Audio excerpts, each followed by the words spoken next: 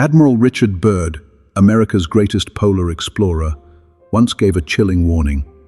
The United States must prepare to defend itself from aircraft that can fly from pole to pole at incredible speeds. He didn't say this during World War II. He didn't say it about the Soviets. He said it after leading a massive US military expedition to Antarctica in 1947, an expedition called Operation Highjump. Officially, the mission was about science and exploration, but in reality, it ended in disaster.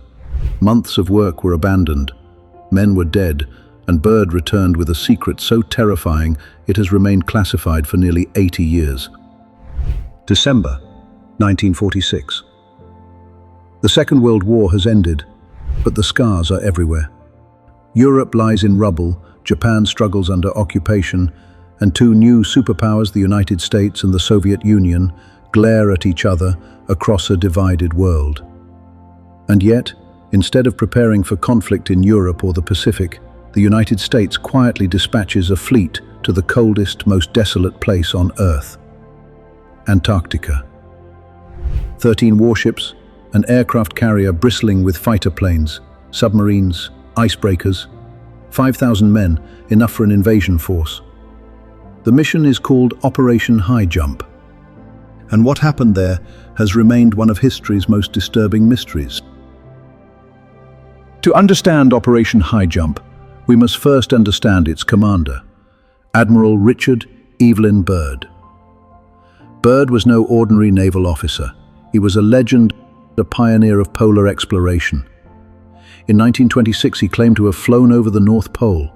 In the 1930s, he led daring expeditions to Antarctica, braving months of isolation. Newspapers hailed him as the last great explorer. But Byrd was more than an adventurer. He was a strategist who believed the polar regions held the key to global power. He once declared, "Whoever controls the poles, controls the world." So when the Navy handed him command of Task Force 68, he knew the stakes were high. This was no small expedition. It included the aircraft carrier USS Philippine Sea, 12 additional ships, destroyers, tankers, submarines, and icebreakers.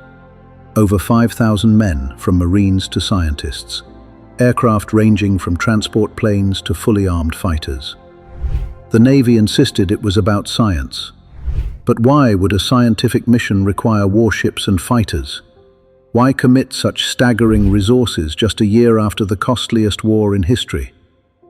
Some historians argue it was Cold War positioning. The US feared Soviet expansion into the polar regions. If bombers could fly over the North or South Pole, no city was safe.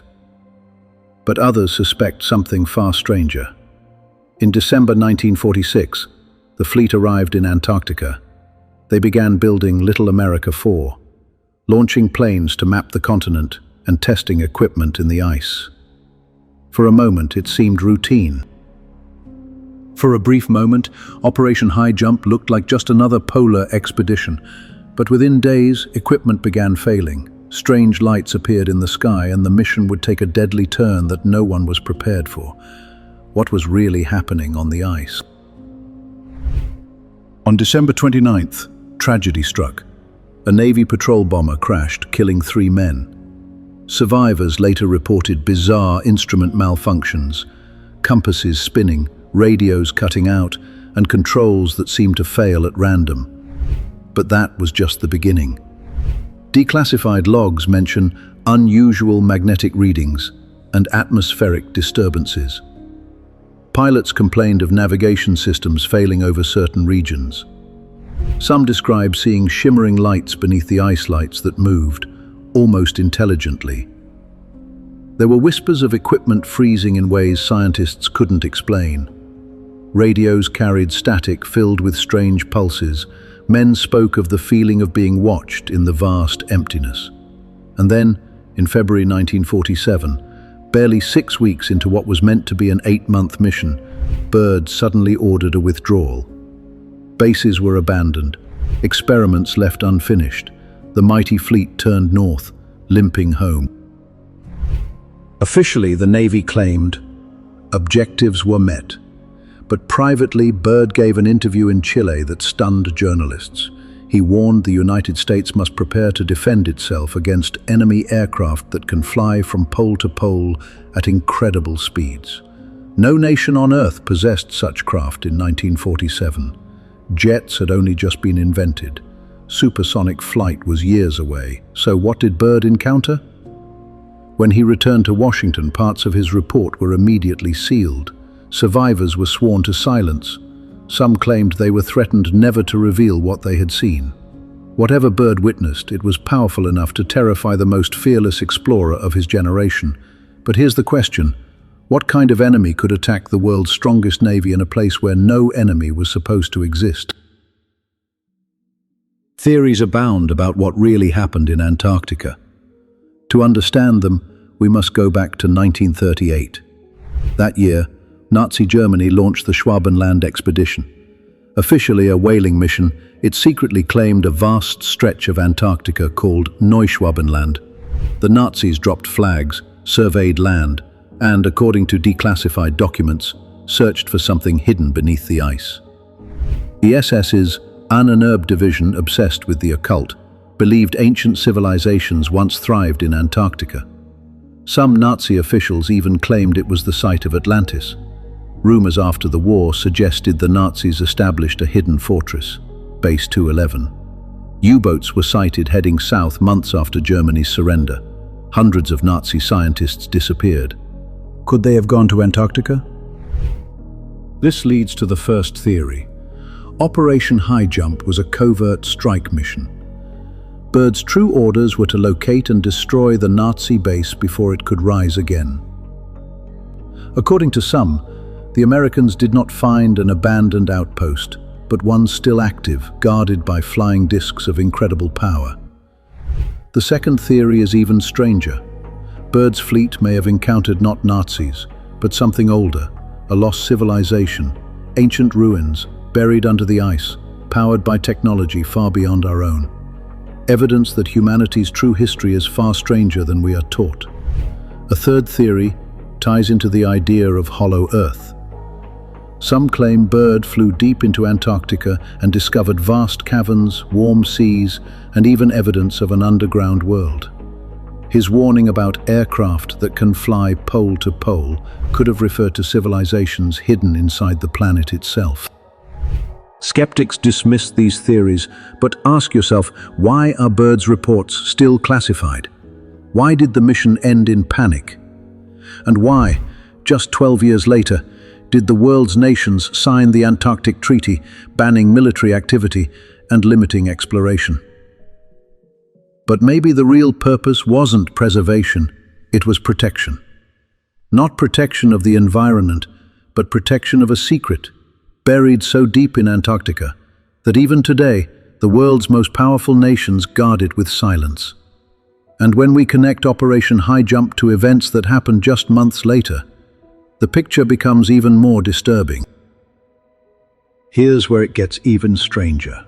In the same year Operation Highjump ended, in 1947, two events changed history. The famous Roswell UFO incident in New Mexico, the creation of the U.S. Air Force, and the beginning of the modern UFO secrecy era. Coincidence?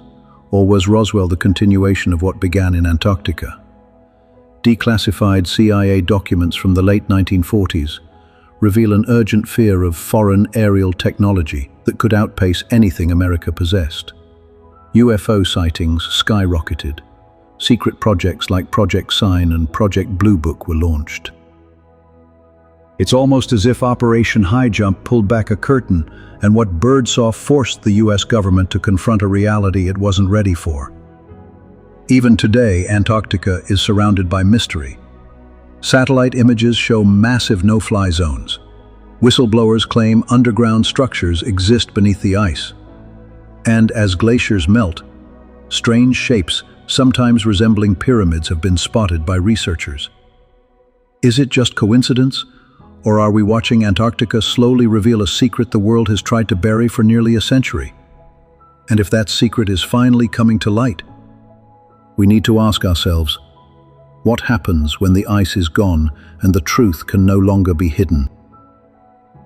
Today, Antarctica is one of the most restricted regions on Earth. No independent colonization, no mining, no military activity. We are told it's about science and preservation. But what if it's really about preventing anyone from stumbling upon the same terrifying secret Admiral Byrd uncovered? Was Operation Highjump a failed strike against a Nazi fortress? Did Byrd's men face aircraft not of this world? Or did they stumble upon something even older, evidence of a civilization erased from history, sealed beneath ice for millennia? The truth remains buried. The files remain sealed.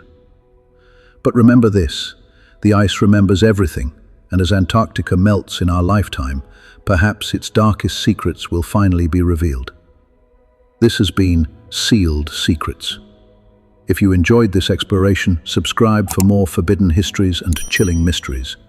Every week, we open the files they never wanted you to see. Because the truth is never where they say it is.